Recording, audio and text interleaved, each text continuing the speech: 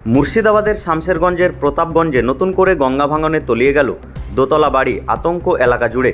একদিকে চলছে গভীর নিম্নচাপ, অন্যদিকে ডিভিসি এবং ফারাক্কা ব্যারেজ থেকে ছাড়া জলে অনেক এলাকায় ইতিমধ্যে প্লাবিত হয়ে গেছে। অনেক মানুষই বন্যার জন্য ইতিমধ্যে আশ্রয় নিয়েছেন বিভিন্ন স্কুল, মসজিদ, মন্দির এবং পাড়ার ক্লাবগুলিতে। উপরন্তু যে সমস্যা আগে থেকেই রয়েছে শামশেরগঞ্জ ব্লকে, সেটি হচ্ছে গঙ্গা ভাঙন। আর আজ আবারও গঙ্গা ভাঙনের ফলে তলিয়ে গেল নওশাদ আলী নামে একজনের বাড়ি। জানা যায়, পেশায় রাজমিস্ত্রি নওশাদ আলীর বাড়িতে রয়েছে 8 জন ছেলে মেয়ে। স্বাভাবিকভাবেই স্থানীয়দের অভিমত, পেশায় রাজমিস্ত্রির কাজ করে খাওয়া একজন সাধারণ গরিব মানুষ কিভাবে তার পরিবারের খরচ চালাবে। জমি জমাও তেমন নেই।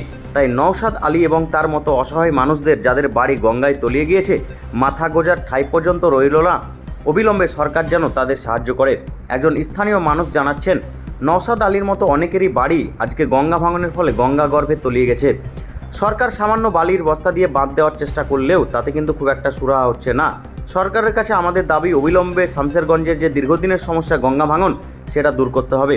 সেটি সম্ভব না হলে আমাদের আবারও অন্য জায়গায় ঘর বাড়ি করে দিতে হবে।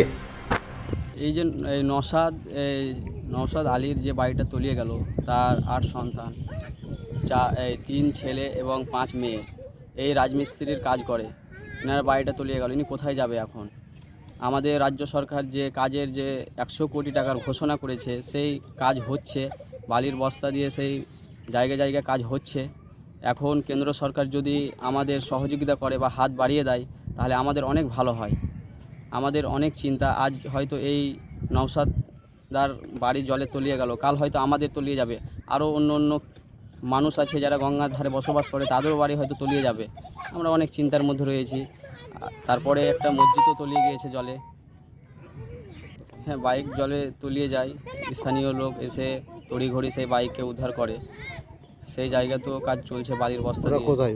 কাঁকুড়িয়াতে? হ্যাঁ, ওটা প্রতাপগঞ্জ কাঁকুড়িয়া যাওয়ার রাস্তা। দুর্ঘটনাও ঘটতে পারতো, উনি প্রাণে বেঁচে গিয়েছে। জলে তলিয়ে যায় যেভাবে, বাইক চাপা পড়ে গেলে তো উনি মারা যেত। কেন্দ্র সরকার সহযোগিতা করলে অনেক ভালো হয়। রাজ্যর সঙ্গে সঙ্গে কেন্দ্র সহযোগিতার অনেক প্রয়োজন। আমার নাম ওসমান শেখ। বাড়ি ধুলিয়ান পৌরসভা 17 নম্বর। আপনি গঙ্গা ভাঙন দেখতে এসেছেন? হ্যাঁ, গঙ্গা ভাঙন দেখতে এসেছি।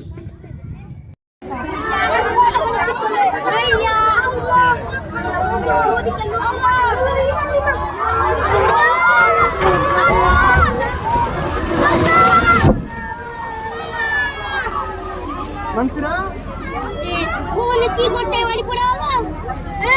আল্লাহ